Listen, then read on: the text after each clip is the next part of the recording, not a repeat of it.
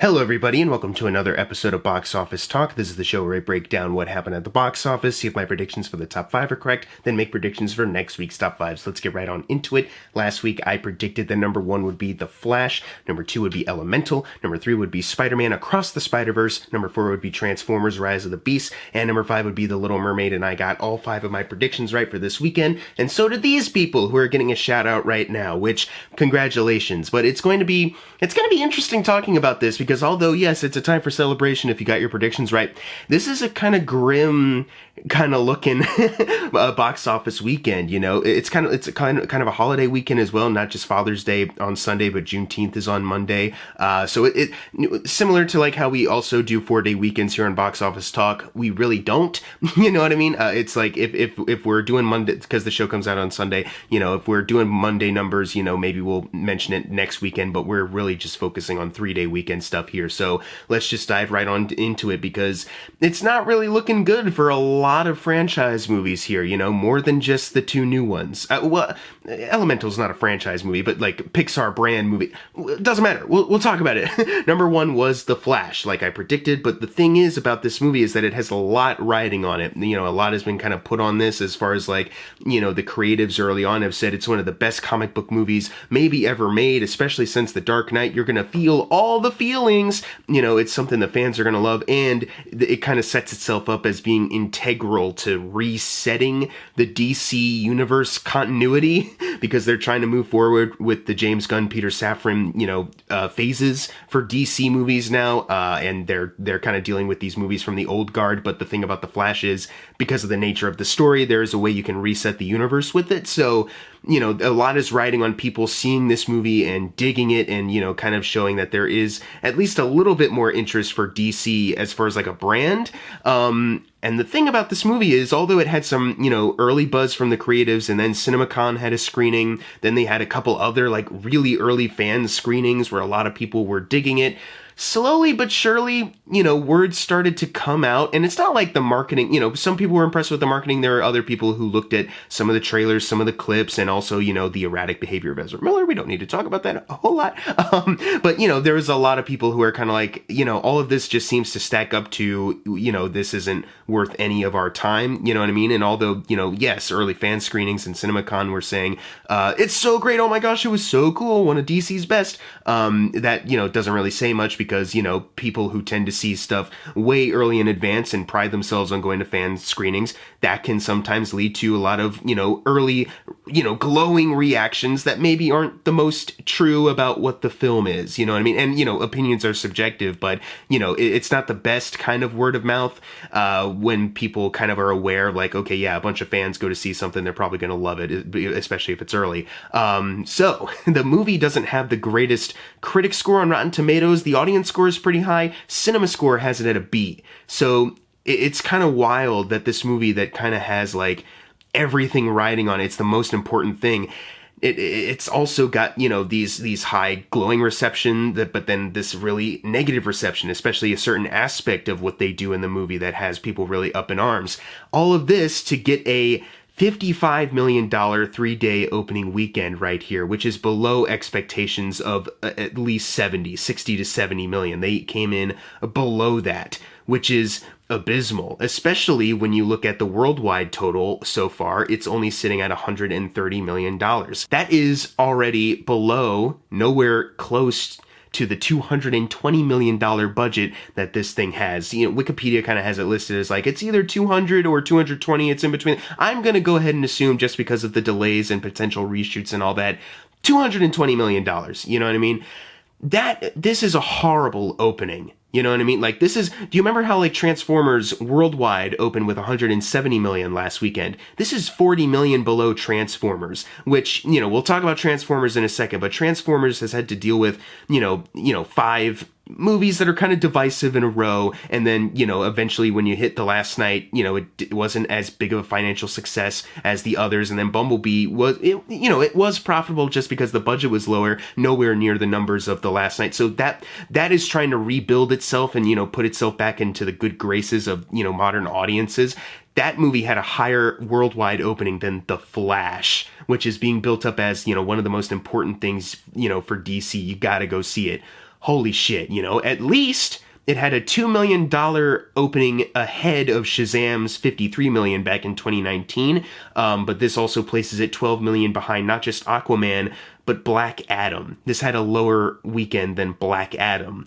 You know what I mean? Which is another movie that kind of built itself up as like, you gotta go see this, it's so important. And then once it really got out there to, regular audiences, it was like a kind of a rejection. You know what I mean? Obviously, it had like a high audience score on Rotten Tomatoes, but, once you see the drop-offs and the fact that it wasn't able to, double its, over $200 million budget, similar to the budget actually for what The Flash is listed right now. So that these movies are kind of in similar boats, except at least Black Adam opened a little bit higher, and this one did not, And Aquaman, the thing about Aquaman is that movie had a crazy good hold. It made $1 billion worldwide.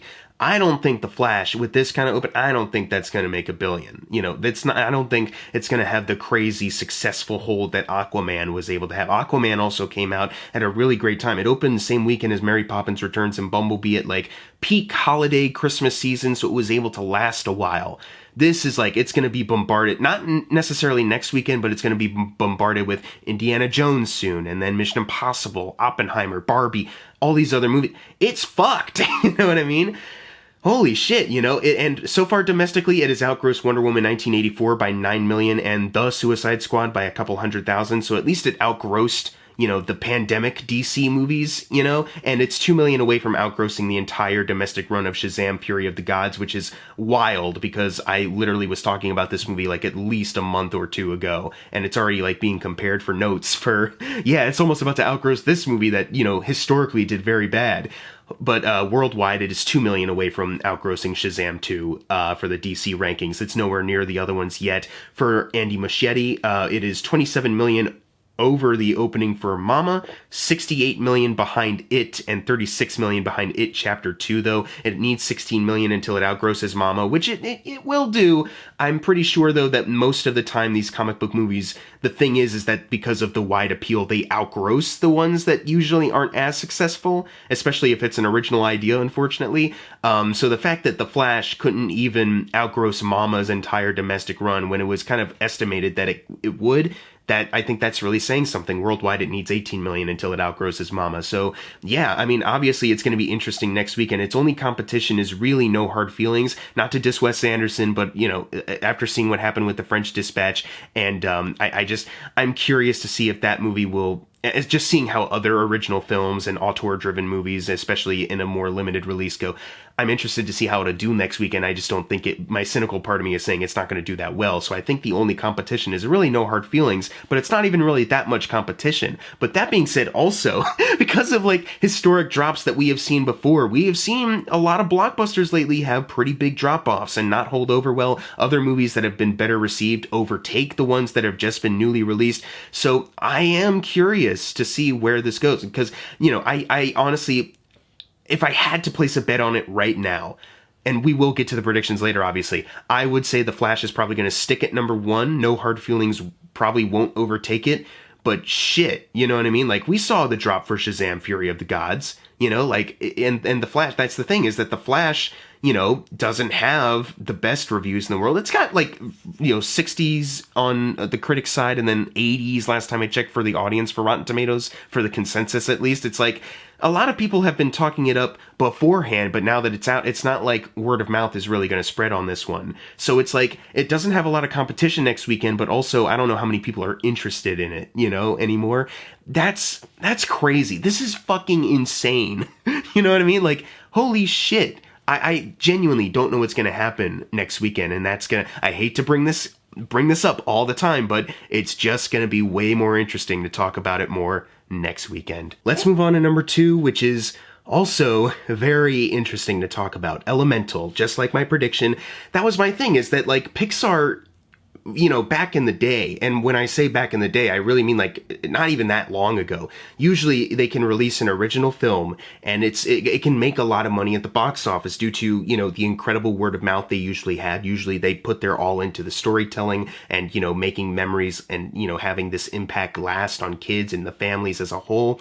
Now we're kind of at a point where, like, okay, obviously, the last Pixar movie to hit theaters, I believe, was Toy Story 4. In 2020, Soul was going to, but, you know, COVID pandemic, so it went to Disney Plus. But then even after that, not even just Pixar, but the, you know, Disney Animation. They sent Raya, Turning Red, Luca, all Disney Plus. With Raya, you could at least pay for it, but with the Pixar ones, it was like, nah, these are just for free. So they really did condition, you know, their audience to just wait for Disney Plus, especially with the short run times in the theaters. Like, okay, well, it'll be on Disney Plus in like a month. Remember Lightyear last year? That was last year. Crazy, right? Lightyear really underperformed, and, you know, I can't say it's entirely because people were conditioned at that point. You know, it had a higher opening weekend than this movie did. But that's another one that, like, after a while, it started to just drop off and really underperform, and the word of mouth was not crazy, you know what I mean? It was kind of like, this is kind of dull and boring, you know, maybe a little fun, but not, I wouldn't really be running out to see this. So now you have Elemental, which it premiered at the Cannes Film Festival, and, you know, it had like a mixed kind of buzz at first, so that became the talk for a while, was that some people were digging it, but it was kind of like you know, and I think the opinion that really did, you know, come out of that was just whether it's, you know, good or it's kind of whatever, mediocre, bad. Pixar has kind of lost its touch, you know, and even as the, you know, reviews, you know, bumped up the Rotten Tomatoes score more, once they had like a regular premiere, regular embargoes lifted for like the US at least, I'm pretty sure, even though it got higher, you know, that I think that stink still kind of lasted for, I saw someone comment last weekend, like, I don't think Elemental is going to do well because, you know, the word of mouth is already pretty bad. But I checked literally after seeing the comment, like the second after it was posted on the Rotten Tomatoes score, it was in the positives. But I'm not trying to call that person dumb or anything like that, but it's just like, that just shows to me that the word of mouth already is spread that this is not worth seeing, that it's already going to be, you know, low tier Pixar. And sure, it wasn't my favorite Pixar movie, but, you know, it was sweet. You know, it's, you know, it was a solid movie. You know, it definitely, it almost feels like someone trying to rip on a Pixar movie almost, but not in like a parody way. Just we're trying to copy exact beats, but this is Pixar. Do you know what I mean? It's weird, but I did overall end up enjoying it. Didn't love it, but I enjoyed it. And, you know, it got like an A cinema score. You know, that's certainly higher than The Flash's cinema score, but this is the one that got a lower number. It made $29 million this weekend. This is on par with the opening weekend of the first Toy Story film. That's right. This is such a low opening weekend that it's on par with the movie that Pixar started out with. This is in case you can't tell, this is the lowest opening weekend Pixar has ever had. Now, maybe in the next couple days we'll get some official numbers and it'll squeak above Toy Story. That doesn't make it any better. You know what I mean? Like, it's still that low. Like I said, Lightyear at least opened higher than this. And that, you know, is one of Pixar's biggest bombs. You know, and Soul and Luca, Turning Red, those, you know, had some worldwide box office numbers come in. They did not get released in theaters domestically. So, you know, it has that over them. But it's like, that's still really bad, though. Here, let me talk about this really quick. It is $32 million away from Onward's entire domestic run. Onward, which came out like a week before the pandemic really hit, and remember that opening weekend? It made $39 million. This is $10 million below that one. So not even close to that opening weekend. $32 million away from outgrossing it entirely. Will it? I mean, will it drop off completely so it doesn't make this $32 million? I don't even fucking know, you know? Worldwide, not much help there. It's only sitting at $44 million. So it's outgrossed Turning Red by $34 million. But it's only $5 million away until it outgrosses Luca. And like I said, this is the Disney Plus in the US at least, and in other places it got some money worldwide. It can't even just wipe those out of the way immediately. That to me is a bad sign, especially going over the budget here. And yes, like a lot of Disney movies, they're very high, but especially for like Pixar ones, this is sitting at a budget of $200 million. Now, who knows if that's the exact budget they had. Sometimes they release these statements and then you hear later like, actually it cost a little bit more. So this is just like the usual. That's insane, you know what I mean? That Pixar is now at a spot where they used to be the kings of releasing original stories for, you know, families that everyone could enjoy. It could be emotional, and it was a hit at the box office. It proved that, you know, original ideas could still thrive, you know, and that animation isn't just something to be written off. this is not setting a good precedent now that, the only animated films that can do well either have to be based off of a comic book, Spider-Verse, or they have to be based off of a video game, Mario. You know what I mean? Like, that's a bad sign. You know what I mean? At least for the US. Like I said, some of these movies make a lot of money elsewhere. Like Suzume, like about 2 or 3 months ago. Worldwide, that made a lot of money. But domestically, it didn't have the best, wide run. So, it kind of fell off a little bit. But worldwide, it made a lot of money. And anime always kind of has to compete with, a lot of other, like, US films anyway. So I understand. The point being that these movies can make money if you market them well enough, and especially if the word of mouth is strong enough, they can make money. But Disney and Pixar especially have kind of conditioned their audiences, not just with the streaming thing, but also with the way that their movies kind of turn out now. And I'm not trying to be like, your movie needs to be made this, and this way, but it almost does kind of feel like people look at the trailer and they're like, I'm going to guess exactly where the story's going to go now, and it's going to hit these kind of beats because I've seen it before in their recent efforts. And it's like, yeah, they're kind of predictable. You know what I mean? They're kind of predictable, bordering on stale, depending on whether. Yeah, and I love Turning Red. I really enjoyed Luca, and like I said, I did like Elemental at the end of the day. But a lot of people, there are quite a few people out there who look at those projects and go, they weren't really for me. Maybe I don't hate them, but it's just not really what I'm looking for in a movie, especially like a Pixar movie. So they're in a really tough spot as well, and it's kind of sad to say the least, But, similar to The Flash, it'll be more interesting to talk about next weekend to see where it holds. Number 3 is Spider-Man Across the Spider-Verse, $2 million behind Elemental, by the way, making $27 million, adding to a domestic total of $280 million. That is $18 million over the entire domestic run of The Amazing Spider-Man. It now needs $54 million until it outgrosses Homecoming. Worldwide, it is sitting at $489 million, so $12 million behind Venom 2. And $219 million away from The Amazing Spider-Man 2. I think I mentioned Spider-Man 2 last weekend, but I think I forgot to mention Venom 2 last weekend, so that's shoehorned in there now. So it's $11 million away from getting to $500 million worldwide, which is incredible, especially when you look at that budget of $100 million. Seeing where they are, that's incredible. If this movie was budgeted like The Flash's budget of $220 million or Elemental's $200, obviously we would see this $489 and go like, well, yeah, it's doubled it, and maybe it'll be lucky enough to triple this budget, way to go. But because it is budgeted lower, they're obviously seeing a much higher return in profit. So they're also, I think they're not to just, use Spider-Man as an excuse to go back to these other 2 flops. But, I think there also is a conversation to be had about how bloated some of these budgets are. I'm not even just talking about, how much you pay stars at this point. Like, I'm sure there's a lot of money that are going into the pockets of executives or, I don't know, you know what I mean? But there has to be some kind of, we can't keep doing this, where almost every single blockbuster is like, these enormous budgets that kind of have no chance, you know what I mean? Like, I don't know why you would spend $220 million on the first solo Flash film after years of, like, middling responses to the DCEU, And also, I mean, I guess I also don't understand why you would pick the Flashpoint time resetting, plot as your first solo Flash story, but I understand they wanted to wipe out Ben Affleck from canon because at the time of the development of this film, he no longer wanted to be Batman, and, they didn't want Henry Cavill as Superman anymore, so let's replace. I don't need to get into all that. Point is, good job, Spider-Man. Let's move on to number 4, which is Transformers Rise of the Beast, which started out pretty strong, and it may still have a chance, but we really do have to kind of wait and see on this one, because it dropped about 67% from last weekend, making $20 million, adding to a domestic total of $100 million. That is $27 million behind Bumblebee, and $15 million for Stephen Cable Jr. behind Creed 2. Worldwide, it is sitting now at $274 million. So it's, last weekend opening around 170 million worldwide. Now it's sitting at 274. Not bad as far as like continuing the worldwide kind of streak.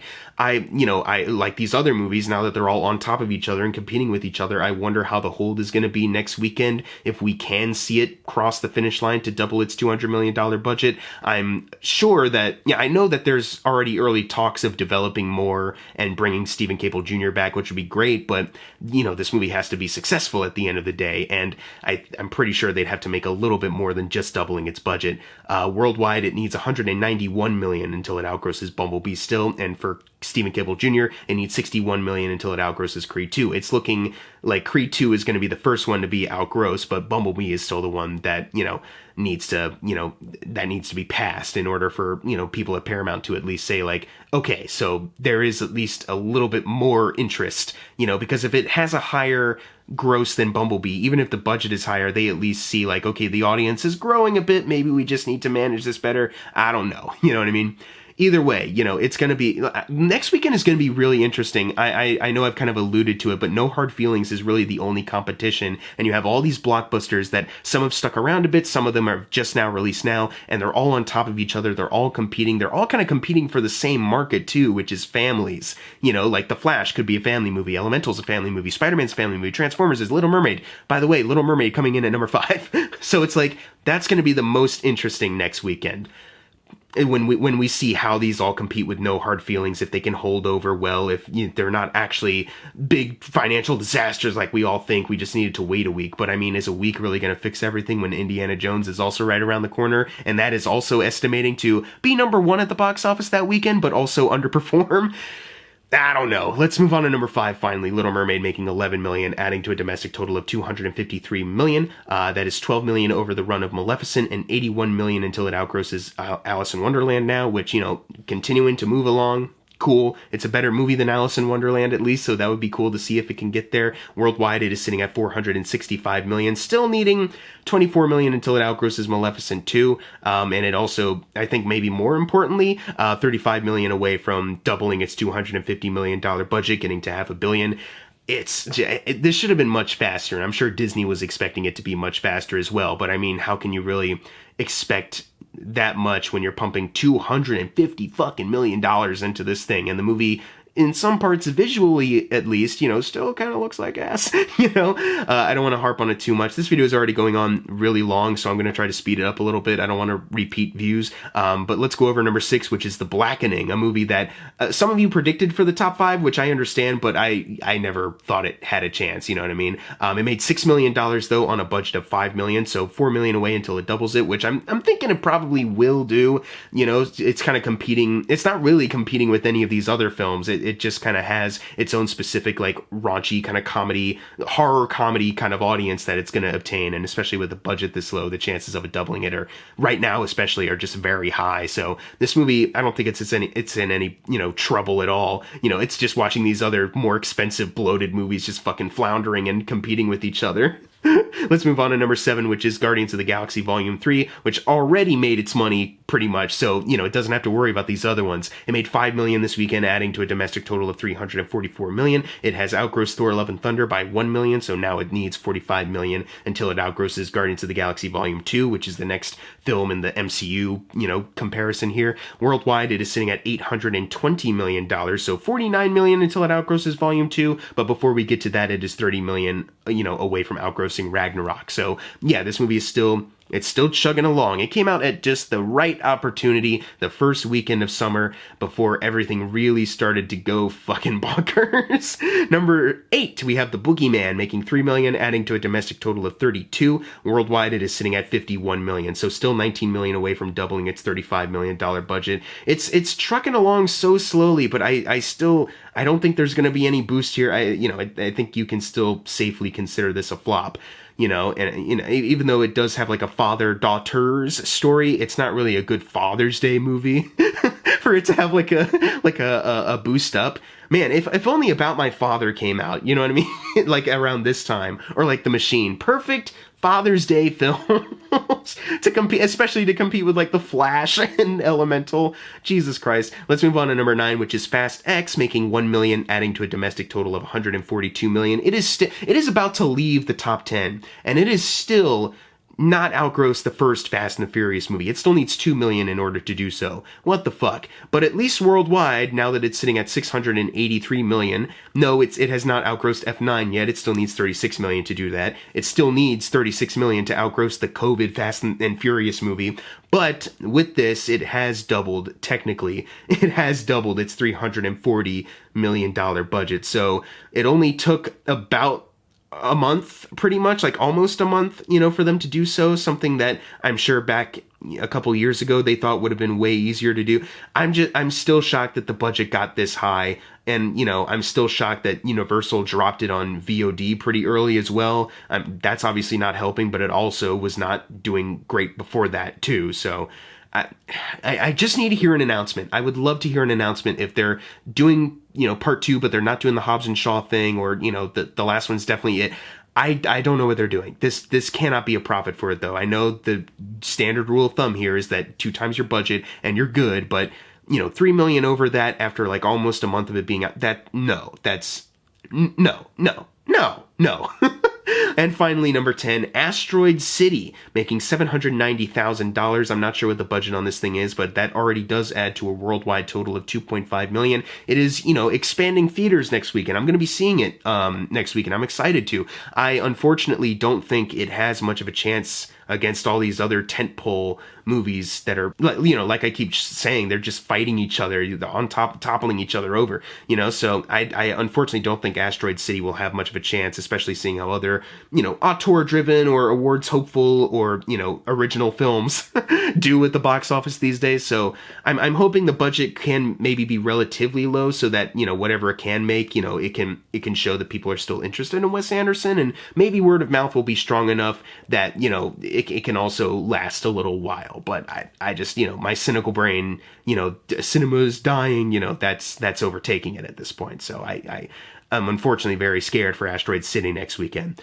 But anyways, it's time for the fun part, the predictions for next week's top 5. So like I've been saying, next weekend's going to be nuts. I have no idea if The Flash is going to drop off so hard that No Hard Feelings actually does get number 1, or Spider-Man maybe swings back up there, or maybe The Flash does stay, but it has a really great drop and all the other movies can't compete, or maybe they're all so close together it's hard to...